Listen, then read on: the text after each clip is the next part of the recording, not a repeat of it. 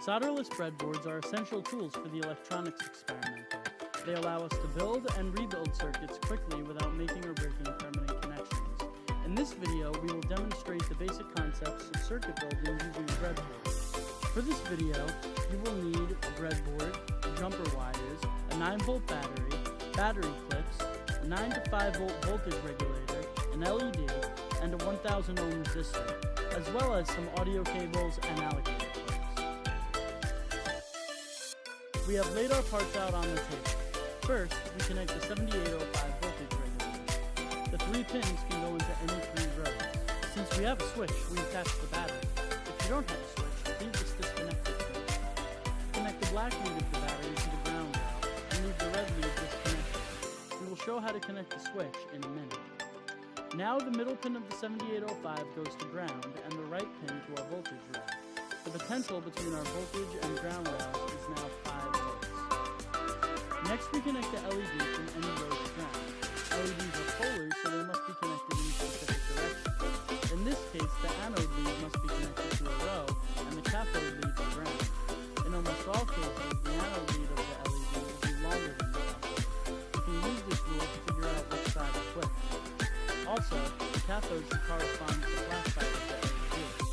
In the schematic symbol, the cathode lead is the side with the line. We have to connect the resistor between the anode of the LED and another row on the breadboard. Resistors are non-polar and can be placed in either direction. The values of resistors are marked by color-coded bands. There are 2 schematic representations of resistors. This is the color-coded system. A different color is assigned to each integer value 0 through 9. The first 2 bands represent a single 2-digit number, in this case, brown and black, 10. The next band represents the multiplier, or power of 10, by which that 2-digit number is multiplied. The same values are applied to each color, but this time those numbers represent powers of 10. Black is 10 to the 0 power, red is 10 to the second, so our value is 1000 ohms. Finally, the last band represents tolerance, or possible deviation from the marked value. This value isn't very important for our experiments in this demonstration.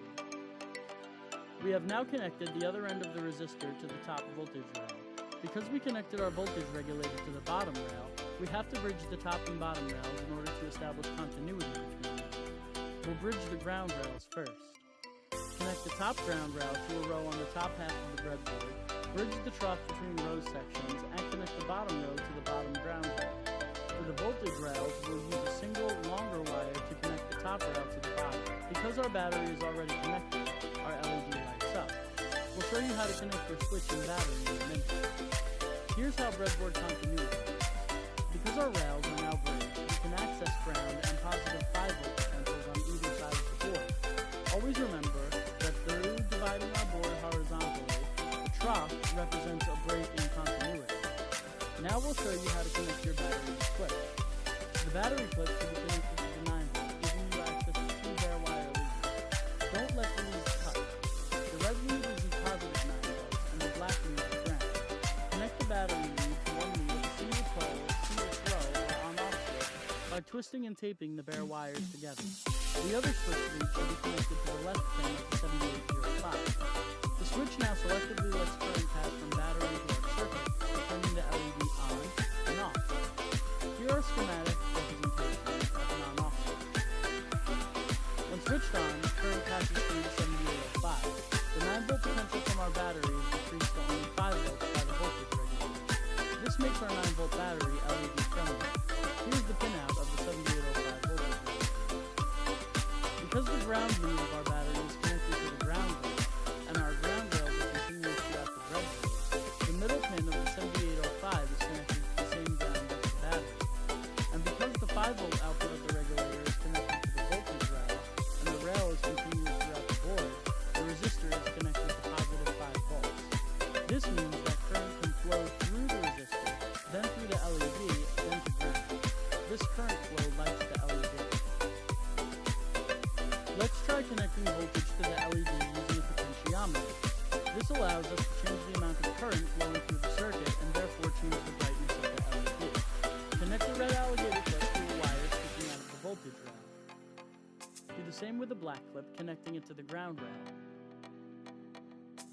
connect the other ends of these clips to the outer pins of the potentiometer.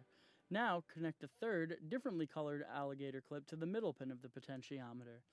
Using another short wire, connect the other end of this clip to the resistor. If your power isn't switched on already, switch it on now. Here's the schematic symbol for a potentiometer.